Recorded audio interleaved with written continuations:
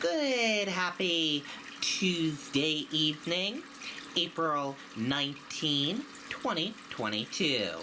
I'm Riley King. Welcome to this Tuesday evening edition of the Riley King Newscast, right here on the Riley King Network.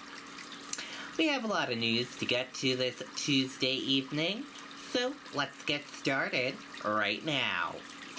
First up, President Biden discusses infrastructure project in Portsmouth. President set to discuss spending on ports, waterways, and infrastructure law. President Joe Biden visited New Hampshire on Tuesday to discuss the infrastructure law.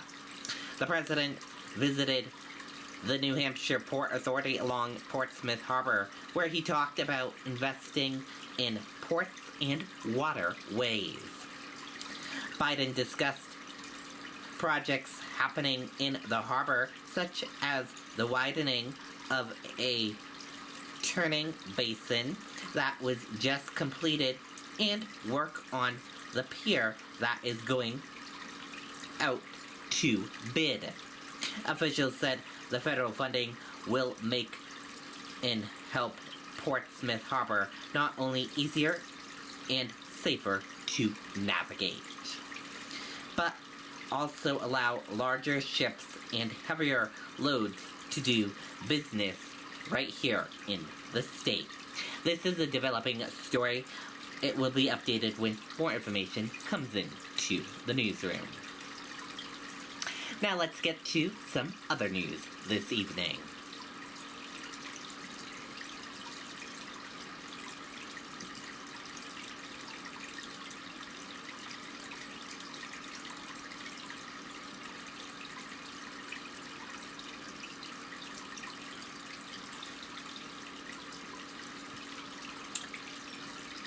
Utility work to restore power after nor'easter blows through New Hampshire. Utility crews continued work and making progress today. And there are continued strong winds. There was wet snow in some parts of the state today. Let's take a look at this video from WMUR News 9. In order to create a world where everyone can belong, we need more empathy, more expressions of bridging in our structures, our products, our policies. That's what we're striving for. This is Route 1 in Portsmouth, where falling trees and utility poles closed a section of the road, forcing traffic to detour. For a time, the damage from the storm left more than 700 customers, or about 5% of Portsmouth, without power. While the weather caught some people by surprise, Eversource says it had been watching the storm for several days. We did have crews pre-positioned across the state based on those forecasts. We saw about 11,000 outages overnight that we have restored at this point. The high winds also caused damage like this in Manchester, a falling tree causing damage to several cars. This video shot by a viewer in Washington shows the wind that Eversource says hit the western area of the state the hardest. When the winds are over 30 to 35 miles per hour, it's unsafe for crews to go up in their buckets. But Eversource says there are other ways to get the lights back on. Things like our remote system operators, where possible, rerouting power, isolating outages, getting customers back online through other activities while we wait for those winds to die down, so it's safe for our crews to go up in the air. This picture from Meredith illustrates what New Hampshire Electric Co-op says is its biggest problem in the Lakes region: heavy, wet snow. The co-op says it's bringing in contract crews to help get the lights back on. But it also says high winds are causing problems, especially in southeastern New Hampshire. New Hampshire Electric Co-op says it should have the bulk of its customers back on by nightfall. Eversource says it's going to depend on how many new outages they have to deal with. One other note, they said they're going to do their best to make sure the president has power for his speech. Reporting live in Manchester, Ray Brewer, WMUR News 9. Okay, there you go on that video and that report. Mother of Merrimack boy found dead in Massachusetts State Park, charged with murder. Let's take a listen to that video from WMUR News 9.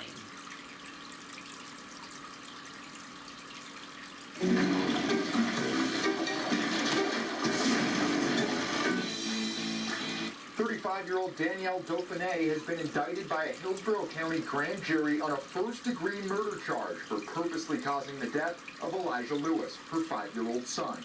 Every murder is difficult, and it's especially difficult when we're dealing with a young child. But like I said, the team has been working hard on this and will continue to work hard as the case moves forward. The search for Elijah Lewis started in October of last year when it was brought to the attention of DCYF that he had not been seen for about a month before being reported missing. His body was found partially buried in a state park in Abington, Massachusetts a few weeks later. His death officially ruled a homicide. Neighbors on Sunset Drive in Merrimack, where the boy used to live, say they feel like they've been living in a crime scene and tell News 9 that Monday's indictment brings some closure. It just ain't right. That poor child, he wasn't abused. That child was tortured. I'm basically going to help buy it, and I'm fixing the place up. I'm trying to clean up the misery. Reminders of Elijah's story remain on display in the neighborhood, like this sign in front of a neighbor's house asking people to Google the case. I never locked my doors when I moved in. I've been here for 6 or 7 years now. And now I lock my doors with security cameras. I never had that before. So I mean, that's what my neighborhood's coming to. And in addition to first-degree murder, Danielle Dauphiné also faces a second-degree murder charge, as well as 3 charges of witness tampering.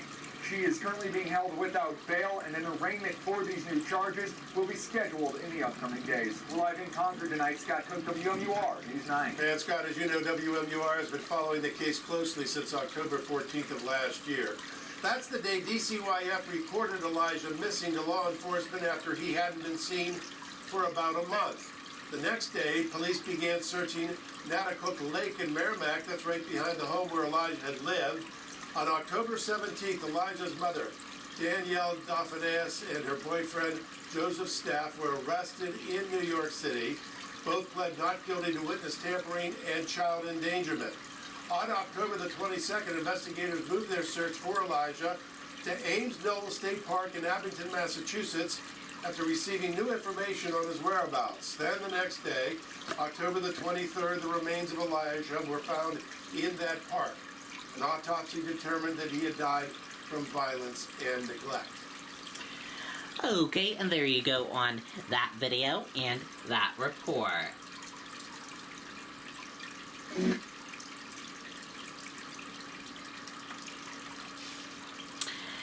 Airlines drop masks requirement after federal judge rules CDC overstep authority. Let's take a listen to that video from WMUR News 9.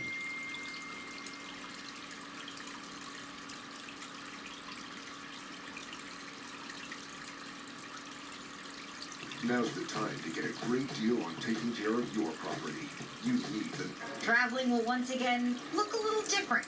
A federal judge from Florida struck down the White House's mask mandate for airplanes and other public transportation. The CDC most recently extended it for 2 weeks until May 3rd to give more time to study the BA2 Omicron subvariant. I think that's a very good development. I was looking forward for it to happen for quite some time. It will definitely make flying more enjoyable. The way things are going and numbers are starting to come back up again, I think they should still be required. But I mean, that doesn't matter to me. Whatever is safe and, we'll go with the flow. While travelers at Manchester-Boston Regional Airport have varying opinions, the White House has one word for the ruling: disappointing. Certainly no one here is trying to provoke uncertainty with passengers. We also think the mask mandate should be in place and that it's safer for individuals who are flying to continue to wear masks. So we would say to anyone sitting out there, we recommend you wear masks on the airplane. The court decision means masks will no longer be enforced by the TSA.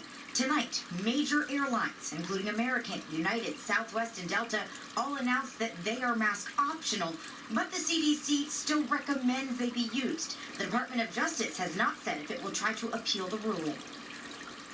One thing to keep in mind, masks could still be required based on local ordinances or on international flights. Live in the newsroom, Grace Feinerman, WMUR News. Okay, and there you go on that video and that report.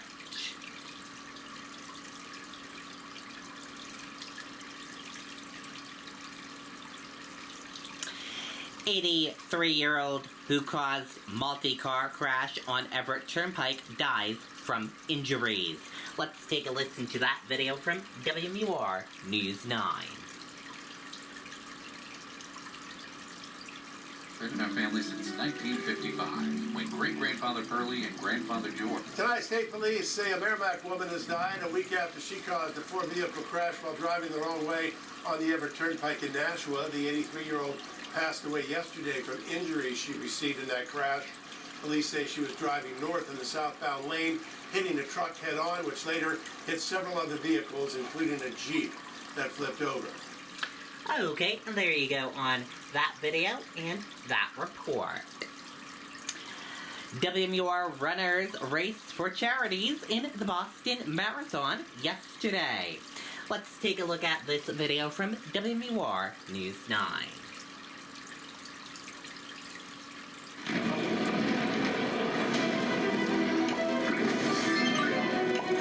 Two members of the WMUR team running for charity in today's Boston Marathon. Our news director, Alicia McDevitt, completed her 4th marathon, all of which have been Boston, for charity Special Olympics New Hampshire.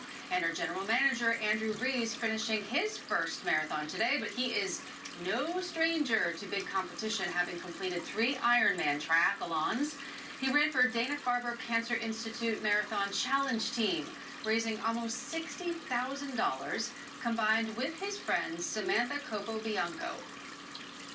I never actually really wanted to run the Boston Marathon, and we needed something to inspire us this winter because her daughter is going through chemo at Dana-Farber, and we needed something to focus on and move us forward. That's right.